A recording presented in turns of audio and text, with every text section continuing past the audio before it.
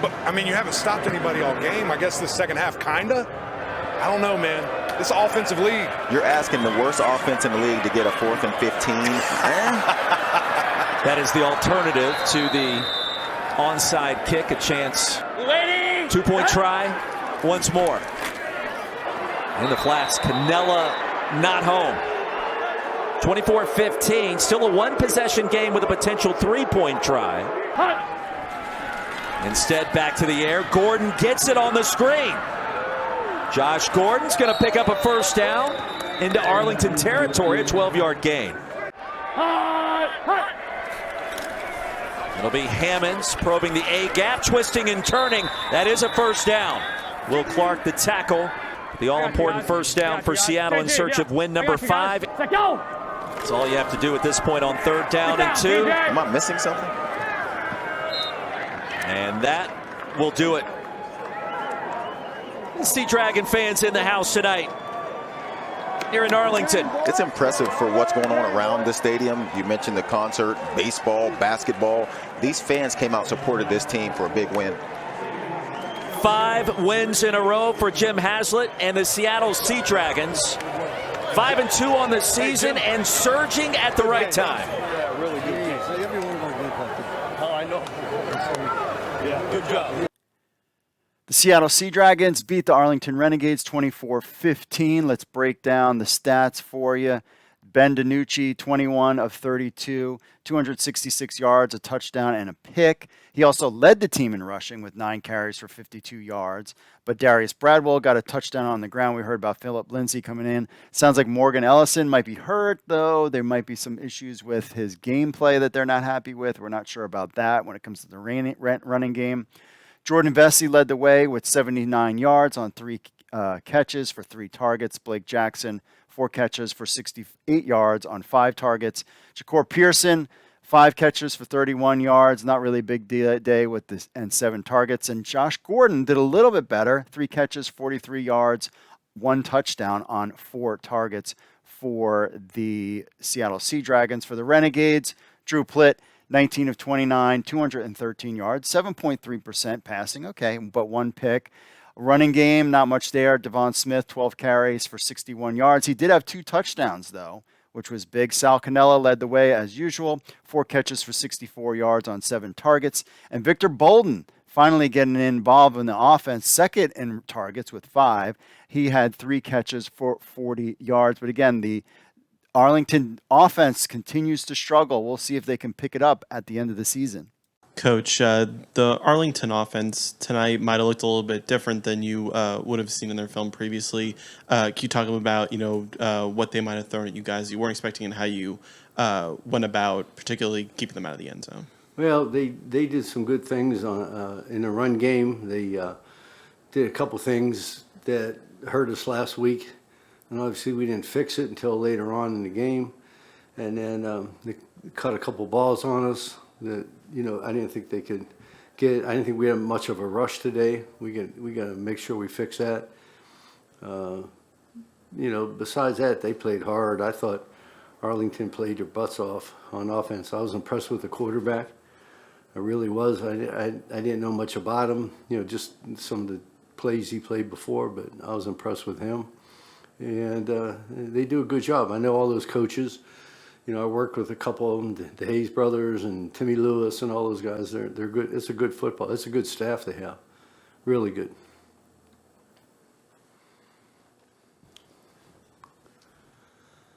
Coach, what was your evaluation of Ben DiNucci and how he played today for you? I thought Ben played really well. He made the one bad choice. He threw the interception, but he took a shot on it. We were throwing some deep balls today, and I thought he handled it well. He ran well. People don't know how fast he is. When I get these trackers, we put it on the players to see how fast they run during the game, and he's the fastest one. He's faster than the receivers. He runs about 23 miles an hour. So he can do that. He can make all the throws. And he made the one bad decision. He wanted to throw. We're trying to get a touchdown. The only thing that bothered me, he took points off the board. We at least had a field goal minimum. but he tried to put it away. The penalty will be 15 yards from the dead ball spot. Vegas keeps the ball, 1st and 10. Michael Carrizosa coming up with it on the sideline. Did he get the strip too? He didn't get the strip, but he got the recovery. The great thing about Matt Carrizosa, their punter, he was a caseworker working at homeless shelters in California, working 9 to 5 for the last few years while training. This dude. Oh no! Drew Beasley empties the entire box of knives on Jalen McClendon. He cares about winning on an inside rush on Eatman. You saw that. Herman, the former Broyles Award winner in '97 with Michigan, and Charles Woodson. Trouble for McClendon and brought down. Another one for Beasley. You heard that zero train, all-out blitz. And there it is, Smith. Will he do it again? Carter to beat. Carter takes a lick, but is able to stand tall. Smith wins this battle. It's a 34-yarder. Take us through it, Fitz. Yeah, he told me before kick he's good inside 55, so this is money. The execution. Is that right? Oh, we are alive, ladies and gentlemen. We are not tearing this ticket up just yet, kids. Akers, 82 in yellow. Baker's not looking for him. Didn't see Tomopenu. 6 sacks in the last 3 games. Pita Talmo Penu. This is what he did in his high school state championship. Vegas looking for their 2nd win of the season. The San Antonio Brahmas lose to the Vegas Vipers 12-26. So the Brahmas are now 2-5, and the Vegas Vipers are now 2-5 as well. Some interesting news from this game. Kurt Benkert, 22 of 31, 179 yards, a touchdown and a pick. He also did get hurt. Sounds like he might have broken ribs. Jerkez Patrick, again, nothing on the ground. He had 12 carries for 20 yards as a team.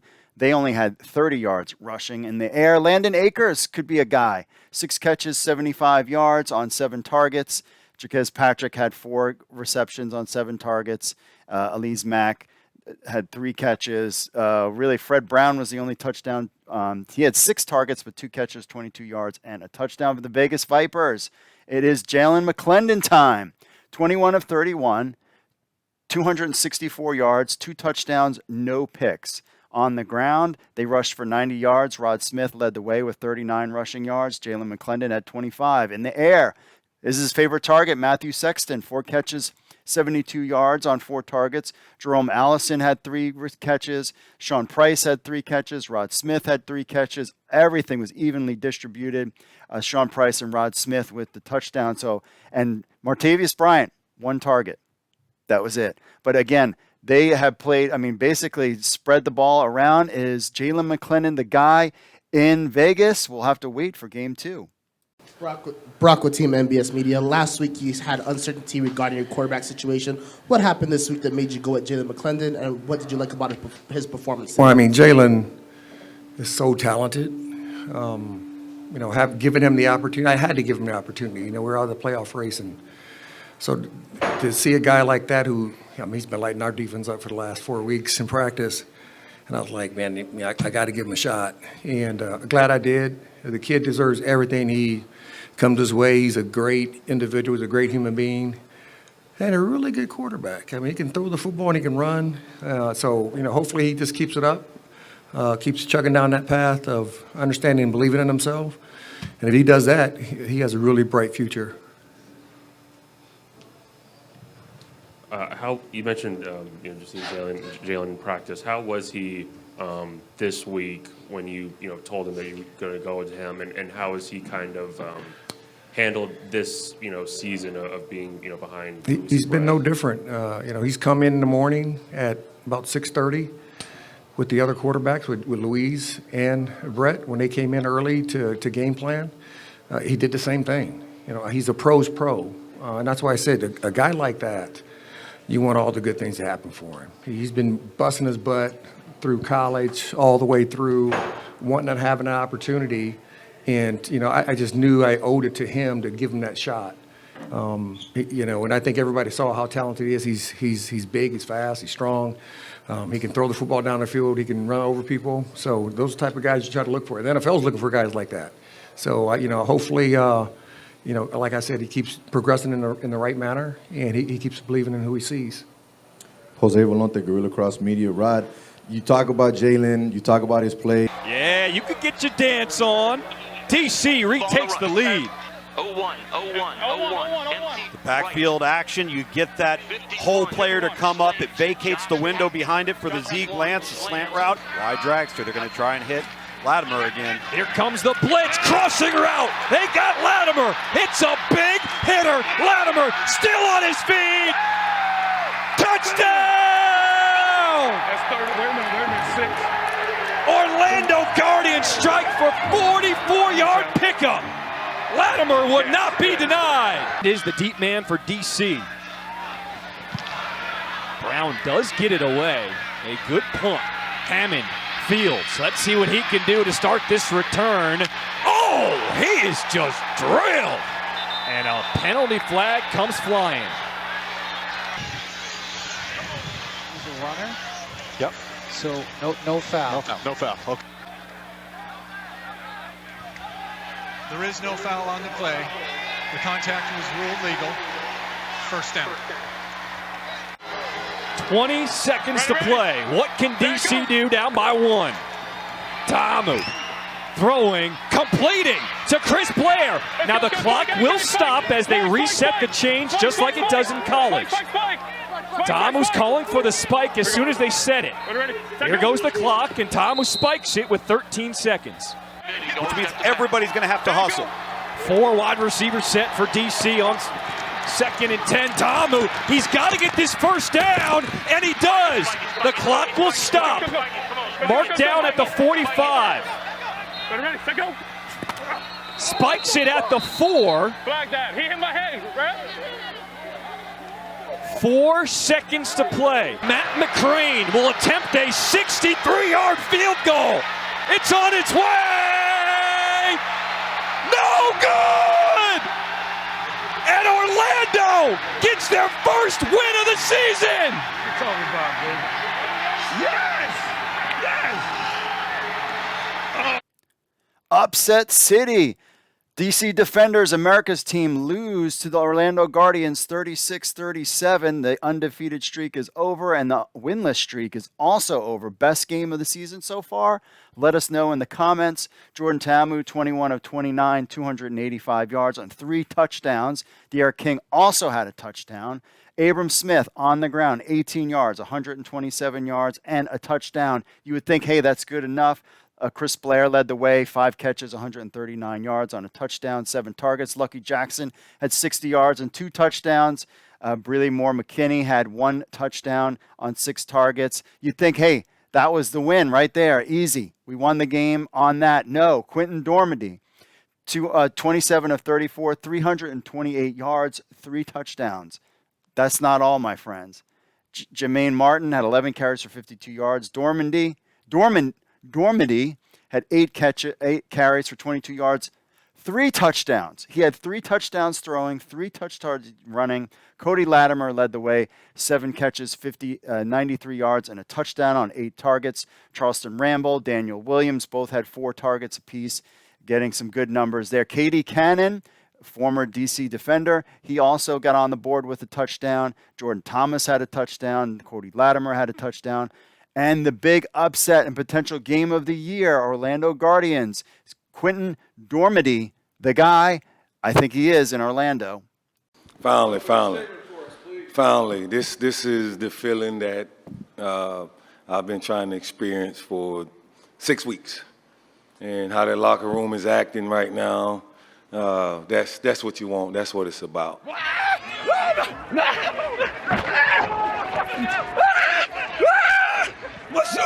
Masu came up with Sue. A lot of hard work, a lot of adversity, changes, you name it, we've done it. And we played, for the first time, I felt like fearless tonight. It hurt us on some occasions. I mean, we was blitzing, we was doing everything. You saw the throwbacks. I mean, we actually played the way that I envisioned us playing, and it came down to the end, and we was on the other end of that. Finally. So I am ecstatic and happy and blessed and all those things.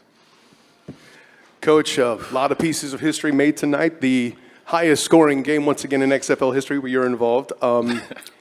DC experiencing their first franchise loss, but I think the biggest thing, of course, for you, the Guardians' first win. How does it feel, man? It is awesome. It is awesome. You know, obviously I've dreamed about it. First of all, I didn't dream about being 0-6, and to finally get it, this is how it's supposed to feel, and get that to the team that we can get used to this. You know, we still have a 24-hour rule. We're going to enjoy this, and then we're going to get back to work. Coach, you had a lot of success in the run game tonight with Martin and Darrington. Tell us what you saw in the DC defense and talk about their success tonight. Well, they try to rush forward. They play deep. They try to protect on the deep balls. We feel like we could take advantage of some, certain things, and it did. And, you know, we was able to do that. Control the clock, dink and dunk when we had to, and at the end, you know, just grinding out. Eating that clock up to get in position, get that win. Coach, definitely happy for you. Thank you. You're welcome. And one thing that was different this time around is you had your friend Derek Brooks here.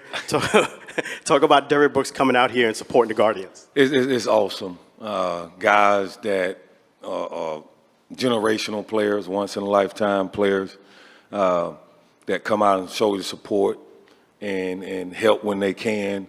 It is a true blessing. Last week we had O.J. McDuffie here, the great Penn State, Miami Dolphin player. So they're coming out, and like I've been telling you guys, we still have to give you a reason to come. And I felt like we was getting better, and it finally showed tonight. And I felt like we could play even better than we played tonight. We had a couple costly turnovers there, some calls that it's unbelievable, some of this stuff, but we fought through adversity. And up play action, little sidearm sling. Still a one-score game, but there's a flag down in the end zone. St. Louis might have another crack at it. Got it. Put another one. Savante Beckett. Yep. Pass interference. Defense. Number 11. Ball being placed at the 1-yard line.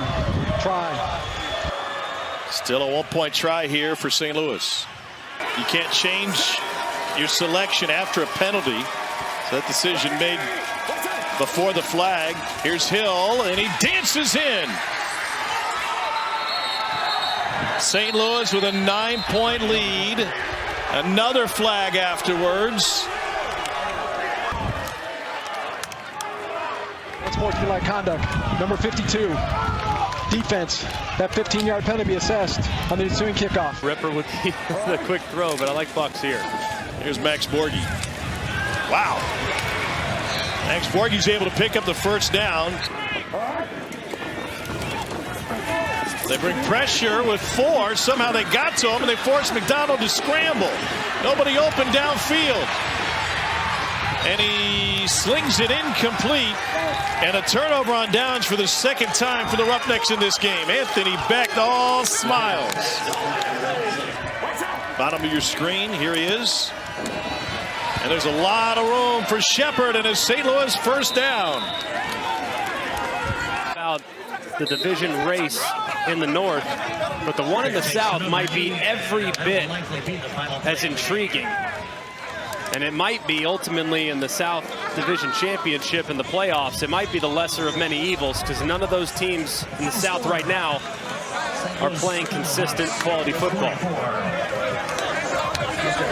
Clock runs out on Houston. Anthony Beck, first year as a head coach. Abdul's Wade Phillips.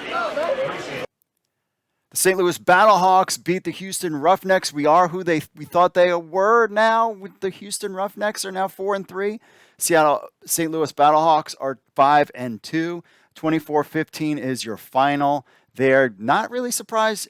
A.J. McCarron leading the way as an MVP candidate, 26 of 34, 222 yards on 3 touchdowns. Brian Hill, 11 carries for 53 yards on the ground. Darius Shepard, 7 catches for 70 yards and a touchdown on 8 targets. Hakeem Butler had a touchdown of 27 yards on 6 targets. And then Gary Jennings had 26 yards and a touchdown on 2 targets as well. Marcel Aitman, who came back, 2 catches for 18 yards on 5 targets. But for the Roughnecks, we thought, hey, it's Cole McDonald time. He's leading the way. He's going to start the game. 18 of 32, only 106 yards, a touchdown, and a pick. Max Borghi, 46 rushing yards. Cole McDonald had 40 yards. I mean, they did have 136 rushing yards, but no touchdowns. In the air, Cedric Byrd was his main target, 7 catches for 50 yards on 9 targets. Dante Burnett, 3 catches for 21. He had 9 targets as well, but had a touchdown. But again, Cole McDonald, we were excited. You would think he was going to be the guy. He came in. Brandon Silvers was injured and didn't do much. Now the question is what will happen with next week. Is it going to be Cole McDonald or will Silvers return, and will the Roughnecks continue to lose? First, just shout out to Coach Phillips, going against a longtime legend. That I got a lot of respect for him and his team and what they've done so far this year. So, we knew it was going to be a challenging game and an opportunity for us. Our team played great today. Last week we played 3 great phases: special teams, offense, and defense. I challenged them this week to do the same. And often in football, you don't get to duplicate or guarantee you could duplicate what you did the week before. And you have to go take it. You have to go work for it. You have to go, out in the game and take it from the team. And these guys did it. We had a good start by our offense early. Obviously, we don't want to fumble early, but we were able to put some points up on the board. Donnie made a great kick before half. It gave us some momentum. And then we had a lull a little bit on offense in the second half, and that's when the defense stepped up and just played a great game. That's what we have to have, complementary football. Nobody points fingers on our team. We just, whatever the situation, whatever the challenge is, whatever the celebration is, we're all in this together. These guys have bought into the culture, and they believe in it. We believe in, whether there's a minute left or whatever it is in the game, that we're always going to come out on top. So we have to start winning games back to back to back. We had lost one the last 4 games. And in order for us to get where we needed to be, we had to win this game. So let's keep thinking, we can stack these up and keep going with it. But it was a great team win. Guys were prepared, and to go on the road and win a football game versus a very good Houston team, give them a lot of credit. All right, we'll open up for questions. Anybody, questions? Coach, the decision to kick the field goal right at the end of the half. Yep. How much confidence? Obviously, you made it, but did you feel like you were rolling the dice, and you felt pretty confident in the kick? Well, every second is precious, right? They gave us 6 seconds in that right before the half, and I want to utilize every second. Being a head coach, the one thing I've watched calling games, being in games, is the magnification of the time that's wasted or not wasted in a football game. And if we have a chance to score or do anything, I want to do that. So when we got the ball back, we called a play to get us close. We'd like to have gotten past the 40, but it was a little bit short. I asked Torrey, our special teams coach, I said, can we make it? He says, yeah, I think we can make it. I turned around and looked at Donnie. I was like, Donnie, you got this? He's like, yeah, I got this, coach. I looked him in the eyes. I was like, all right, I believe you. So he went out there, and everybody was in my headsets when he kicked it, said, it's short, and went over the goalpost. So just shout out to him, man. Listen, it hasn't been the best year early on for him. He struggled. And that's always tough for a kicker, right? You're not making when you want. You're not being consistent, but he's been really good the last couple weeks. And hopefully, you make that now. I expect him to make them all. You're not going – well, how many yards was it actually? 59 yards. Yeah. XFL record. So, at this point now, he's got no room for error. But it was just it was a great kick, and I do trust him. I always tell my players – Travis, I trust every one of these guys to do their job. And when your number's called, you got to do your job. And that's what Donnie did, and proud of him. It was a huge kick. It was big for us going into the half.